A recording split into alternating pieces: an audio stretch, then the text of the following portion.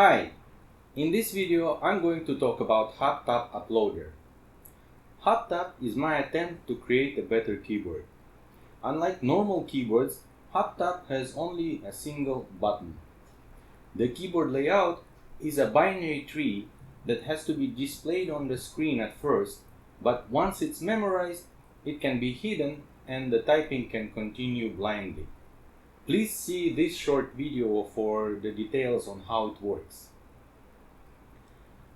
Haptapp was initially developed for use with portable EEG devices. While they are not accurate enough to distinguish between multiple kinds of events, they can detect a click that can act as a button to type in Haptapp. So I developed a visual game that teaches any person to type in Haptapp within just 30 minutes. And it works well for short messaging. But what I noticed was that it was possible to read Haptapp through skin. And after some testing, I found that the most interested group of people in this technology are blind people, because they are really struggling with using touchscreen devices. They can't read, they can't use the keyboard, so they were excited to use Haptapp, but they were not able to take advantage of my visual learning apps. So I decided to develop an accessible, screen reader friendly text-based app that will help people to memorize the layout without actually seeing it. There was one challenge though. Not all phones have fast and accurate enough vibration.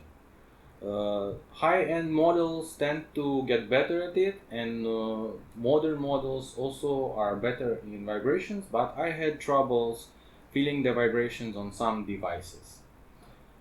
So I spent around a year trying to design my own wearable haptic device with vibration motors, some kind of a sleeve, but I failed at it. Luckily, I found the Neosensory Buzz wristband.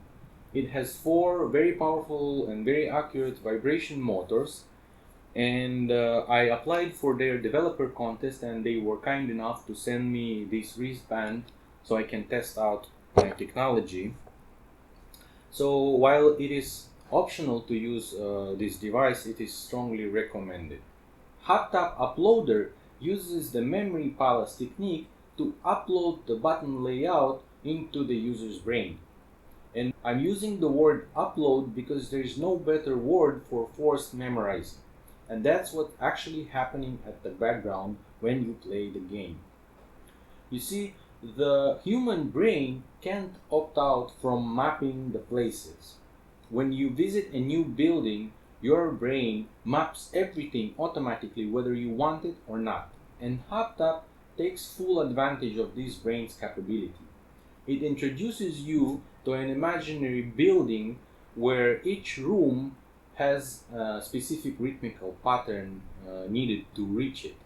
It also introduces a hide-and-seek game during which your guide will go inside the palace and open some doors, and you need to figure out in what room he hid by just feeling the vibrations when he crosses the doors.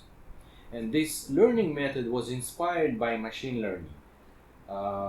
In this case, the vibration patterns are the data, the room names are the labels, the human brain is the model that makes predictions, and the dopamine that releases when you make a correct guess acts as a backpropagation to gratify the neurons.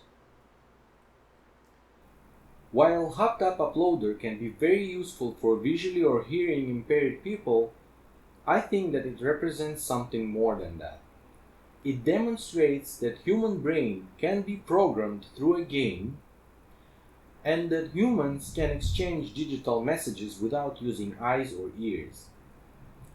And I hope that in the future, people will be able to think digitally using spatial memory. Thank you for watching.